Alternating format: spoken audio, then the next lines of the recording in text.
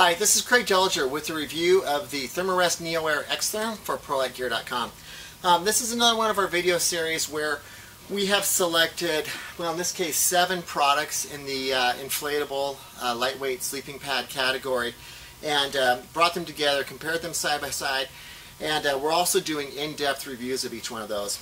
If you watched our introductory or overview video, you know that we gave the Premium Performance Award to the Thermarest NeoAir X-Therm, which is the pad I have in front of me. And here it is rolled up, just so you can see it's packed size, smaller than an Nalgene. We only give a Premium Performance Award if everyone here at ProLite Gear unanimously agrees that the product stands out head and shoulders above the rest. The reason we gave it to the NeoAir X-Therm is because it has a far superior warmth to weight ratio over any other pad behind us, and there's also other things that we like about this pad. Let's kind of try and combat some of the misconceptions or misunderstood concepts out there with regard to inflatable sleeping pads. There is this misconception that the thicker the sleeping pad, the warmer it's going to be. This pad is 2.5 inches thick. The Big Agnes Double Z that's hanging behind me here is 4 inches thick. This pad has an R value of 1.5. The NeoAir X-Therm has an R value of 5.7. So how do they achieve that when it's a much thinner pad? R value, the R in R value stands for thermal resistance, and so we're going to talk about what goes into making a pad warm, and then later on we'll talk about what goes into comfort in association with inflatable sleeping pads, which, you know, comfort is more personal preference and subjective. So let's talk about several things that are going on when you're putting a sleeping pad beneath you in a sleeping bag. The first thing we're trying to combat is conductive heat loss. And conductive heat loss happens when you have two objects of different temperatures coming in contact with each other. You know, the warm object is going to try and heat up the cold object, and the cold object is going to try and cool down the warm object. So one of the things you do to combat that is put a large dead airspace between those two objects. Dead air being the key word there, and we'll talk about that in a second. Now, what you need to look at is the temperature of the bottom of the sleeping pad as it's coming in contact with the tent floor, which is, I assume, on cold ground, and the top of the sleeping pad, which is coming in contact with the exterior of the sleeping bag, which is underneath you. That difference in temperature and the distance between those two temperatures is your thermal gradient. Now, the greater the thermal gradient, the more likely you're going to get convection. And convection is the movement of air. Air wants to move from cold regions to warm regions. And so by having a very cold airspace at the bottom of the sleeping pad and a warm airspace at the top of the sleeping pad, you're going to get these microcurrents. So one of the things that designers try and do is put design elements or materials inside the inflatable sleeping pad to help reduce that movement of air from areas of cold to warm, because air is going to try and exchange its energy. The cold air is going to try and cool down the warm air, and the warm air is going to try and warm up the cold air, but you're getting heat loss either way by doing that. So in something like this Big Agnes Double Z, there's nothing inside of this product to prevent that convection current from happening, and so you're losing a lot of heat that way just by the circulation of air. Now, some products like the X-Bed Sin Mats try and put insulation inside the pads, and there's a misconception that insulation is what keeps you warm. It's playing a different role than insulation does inside of a down jacket. Inside a down jacket, we add either down or synthetic insulation to keep the baffles expanded to create that dead air zone, and that insulation also serves to reduce the air current, the microcurrents, the convection-based microcurrents from happening inside those baffles. In an inflatable sleeping pad, it's the air that keeps the baffles open. So the only thing that synthetic insulation or down insulation is doing inside a sleeping pad is reducing the convection air currents, which are important for reducing convective heat loss. So you've got conductive heat loss and convective heat loss. Inside the NeoAir Thermarest, or the Thermarest NeoAir X-Therm, what they've got, and I've got to take notes here because there's too much for me to remember all this, they have their triangular core matrix that's going on. And I'll give you a little screenshot of an image of what that is. It's a bunch of little triangular baffles inside these. What are these baffles here? These are a horizontal baffle that are, oh, just a little over 1.5 inches wide. But if you were to take a cross section of this, you'd see that inside there's a bunch of little triangular baffles that form the structure, the inside structure of this pad. Now think about this. Each baffle has a low spot and a high spot, where the low spot's going to have the cold air and the high spot's going to have the warm air, but it's not the entire width of the pad. So your thermal gradient within each baffle is much smaller, therefore reducing the microcurrents that are going to happen in there. It's very effective at reducing convective currents or convective air movement inside this pad.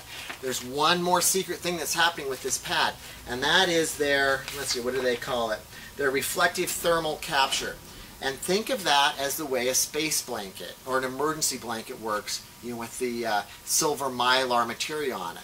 That's to reflect the infrared body, the infrared waves that the body is emitting. So it adds as a radiant barrier or a radiant reflector, where it's taking those infrared waves that we're emitting and bouncing them back onto the body. So just like a space blanket can keep you warm, the silver that's in this material, and I'll give you a cutaway shot of that, helps bounce those waves back up onto you.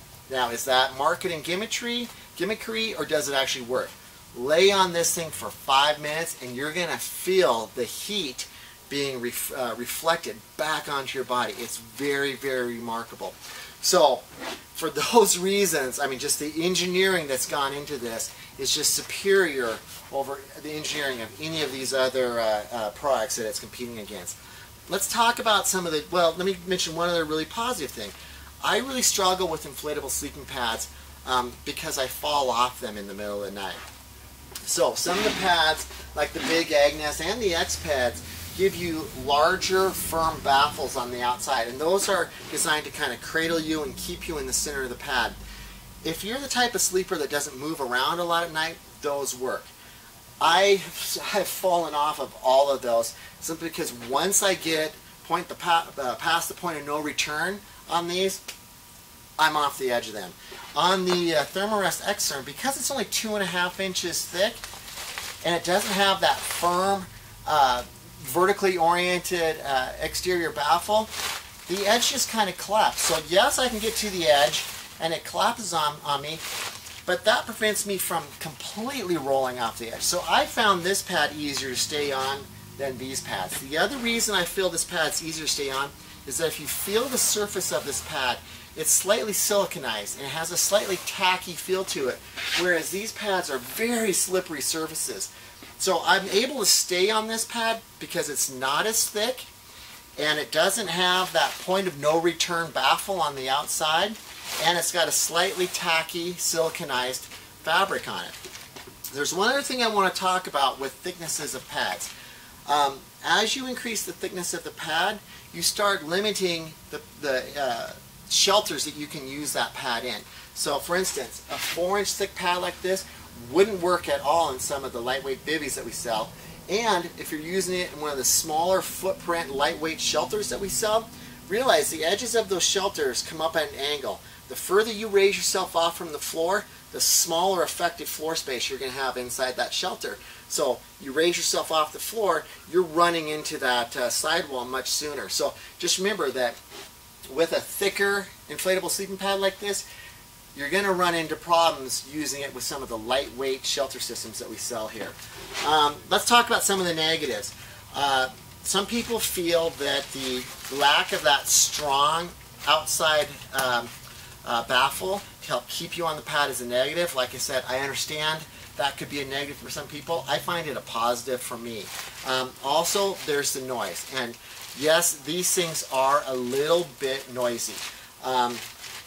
I found that it didn't bother me, although we did have one customer report that while it didn't bother her, it bothered other people in her camp that this thing was a little bit noisy. Let's talk about the valve on this. It's a simple valve that twists to inflate it. And by the way, you're going to want to inflate all of these and find your sweet spot for how much air you want in these. The more air you let out, the less thermal resistance you're going to have. You're losing R value as you let out air. I like the location of the valve on this Thermarest NeoAir X-Therm. It's up by your right, it's up at the head of the pad, and all you have to do is reach over your right shoulder. Once you get inflated, hop in your sleeping bag, hop on the pad, and then you start to gradually let out air until you get the exact firmness that you like. Some of the other pads, the air inflation and the air nozzles just aren't in a convenient location like that, so you can't dial in the air pressure once you're in the pad. Let's see here. What else can I add about this? Oh, it's important to note that this pad versus the NeoAir X-Lite, this is going to have a thicker material on the bottom. So it's warmer, it's slightly heavier, but it's more durable. These pads are from Thermarest and the NeoAir, which is part of their Fast and Light collection, say made in the USA, although we did find that this pad says made in Ireland. I called Thermarest and spoke with them about that. Thermarest is running 2 manufacturing plants, one in the US, one in Ireland. Most of the pads that are going to be sold in the US are going to be made in the American factories, but sometimes due to supply issues, you may get a pad that is made in Ireland shipped over to the US. I'd assume that most of the pads purchased in Europe are made in their Ireland factory. They're, according to Thermarest, they're equipped the exact same way and they're putting out the exact same quality. But you may hear people say made in the USA for the Thermarest pads. You get a pad and you're going to see made in Ireland. That's what's going on there. As always, if you have any questions on any of this, please give us a call. We can reach at area code 406-582-0508 or send us an email to info@ProLiteGear.com. I have put together all of the information for all of these pads. We've written a short article and we put a grid together where all of the specs and features for each one of these pads are available for viewing side by side, and we've got links to the in-depth videos and in-depth reviews of each one of these pads. As always, thank you for watching and thank you for subscribing to our channel.